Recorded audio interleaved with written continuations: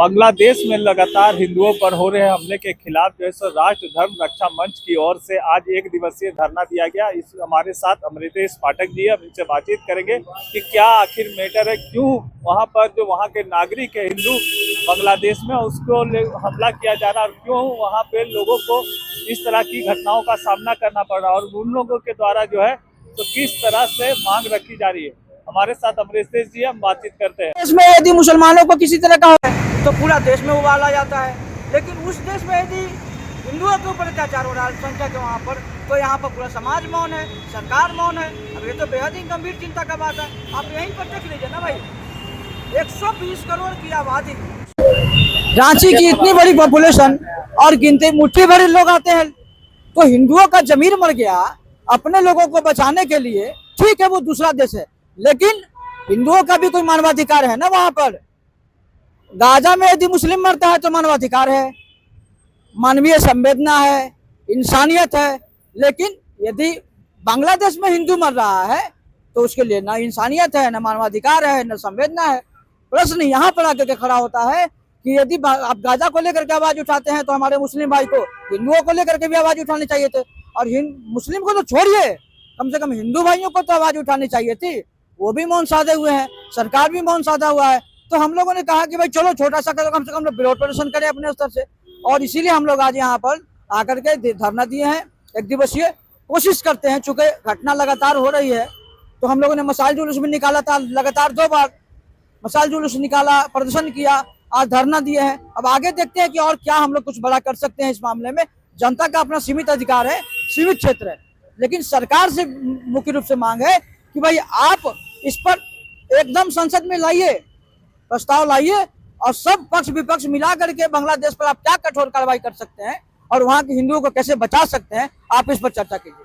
तो हिंदुओं को कैसे बचा सकते हैं उस पर चर्चा कीजिए। क्या कहेंगे सर जी, लगातार आप लोग प्रदर्शन कर रहे हैं। हम लोगों का लगातार मसाल जुलूस से कार्यक्रम शुरू हुआ है। बांग्लादेश में जो हमारे हिंदू भाइयों के साथ उनको घरों से खींचकर उनकी हत्या कर दी जा रही है, महिलाओं के साथ बलात्कार कर दिया जा रहा है, उनके घरों को जलाया जा रहा है, उनके व्यवसाय को तहस नहस किया जा रहा है।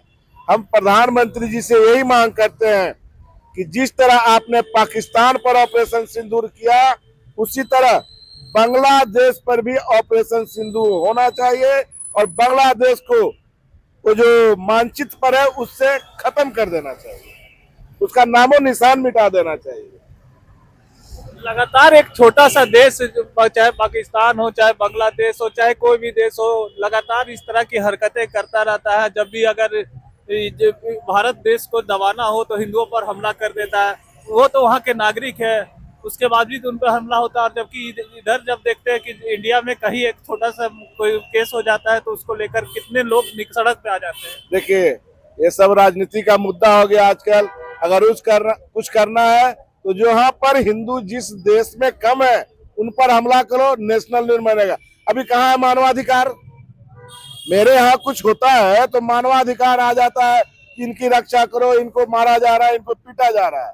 मगर फिर भी हम प्रधानमंत्री श्री मोदी जी से मांग करते हैं कि हमारे हिंदुओं की जो इस तरह की नृशंस हत्या हो रही है उस पर बांग्लादेश पर कठोर से कठोर कार्रवाई करे और सभी लोग इसमें साथ दें।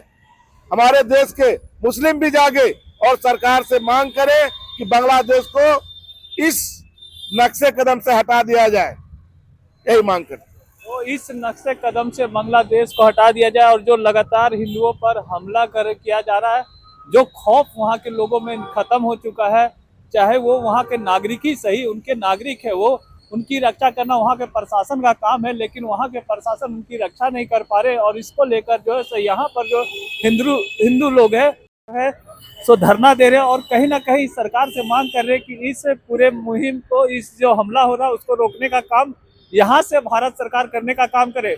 सहयोगी रिजवान के साथ मैं संजीव कोयलांचल, समाचार रांची।